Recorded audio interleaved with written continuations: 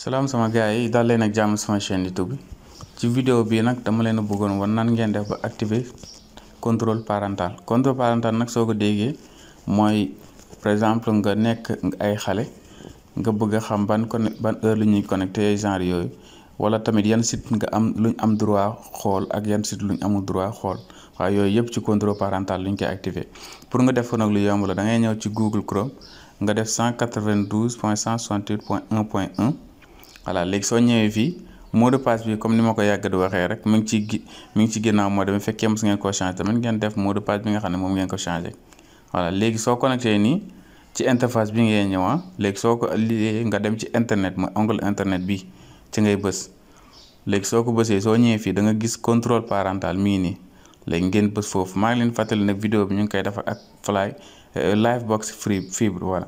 léegi fii nii nag soo ñëwee da ngay activer fii déjà soo ko activer nga bind turu xale bi nga xam ne moom nga bëgg activer contrôle parental par exemple fekkee man maay xale bi ma def Ousmane voilà ma def nii léegi fii nii nag soo ñëwee soo bës fekkee xale bi actuellement mu ngi ci réseau bi di connecté soo bësee sélectionné parmi les périphériques associés rek da ngay gis fii yëpp marqué yëpp mi ngi nii gis nga ak téléphone yi yëpp mi ngi fi voilà léegi fekkee nag nekku fi su boobaa da ngay jëli ci adresse mag yi boo nee naa ko ci sama vidéo yi voilà mooy comment autoriser une liste de personnes à se connecter mën ngeen a dem ngeen xool vidéo bi nan laa def ba génne adresse mag bi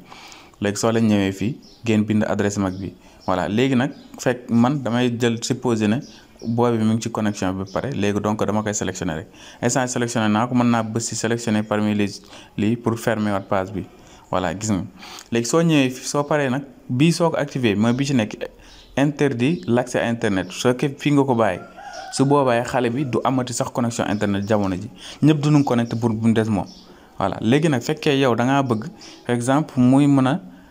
a xool yenn sites yi kese léegi pour ça da ngay def liste blanche léegi soo defee liste blanche nag fii da ngay joxe sites yi nga xam ne moom kese moom nga bëgg mu visiter par exemple ma joxe benn exemple bu ndaw fekkee damaa bëgg muy visiter Google kese voilà mën naa yokkaat beneen ma def ci plus bi rek laay bës léegi par exemple ak YouTube moom laa bëgg par exemple muy connecté voilà léegi su boobaa maa ngi def ñaari yoon jégalu léegi fii YouTube laay def voilà YouTube voilà léegi instant yi mën na connecté juste ci YouTube ak ci Facebook voilà ci YouTube ak ci Facebook léegi damay bës ci appliquer pour me prendre en compte voilà su ma defee li may def yëpp daal ba pare ci appliqué bii laay bës pour me prendre en compte léegi bii mooy bi nga xam ne liste blanche mooy bi nga xam ne yii kese la mën a di xool voilà fekkee tamit nag da ngaa bëgg par exemple mu bañ a visiter yenn sites yi voilà par exemple nii su ma ko defee liste noire su boobaa dina mën a xool sites yëpp bu mu des ñaari yi ma def nii voilà ñaari daal lu du mën a léegi su boobaa su ma paree damay def appliqué gis nga su ma bësee appliqué rek day prendre en compte li ma def voilà fekkee tamit da ngeen bëgg mu déconnecté directement mën ngeen def nii comme ça day déconnecté directement soo leen bëggee ajouté waat beneen da ngeen di jël ci nouvelle bii nii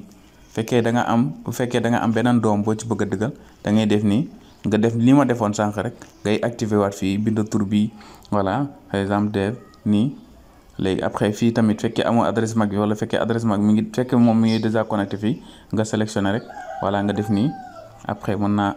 bësaat nii pour mun na bëgg léegi nga xool fekkee ci ay site yenn site rek nga bëgg mu visiter ko nga def nii voilà nga xool bii mooy bi nga xam ne yenn site kese lay visiter nga def appliqué voilà léegi nag lii soo ko créé après sa doom bi duutu connecté wala su connecté tamit mën nga wax adresse yi site yi nga xam ne moom la mën a dugg voilà fekkee da nga leen di bëgg supprimer tamit li nga defoon nga bëgg ko supprimer effacer da ngay ñëw fii ci corbeille bi gis nga li ma nekk corbeille foofu ngay bës ba gis nga benn bi supprimer waat na nga defaat nii pour beneen bi supprimer waat lii soo ko defee day mel ni mu day daala nga da nga koy supprimer quoi nga xam ne affaire bi tuuti ko prendre en compte waa kay sama gars yi ñu ngi yemale fii vidéo fekkee vidéo bi neex na la maa ngi ñaan ngeen abonné te partage sama gars yi jaa ngeen jëf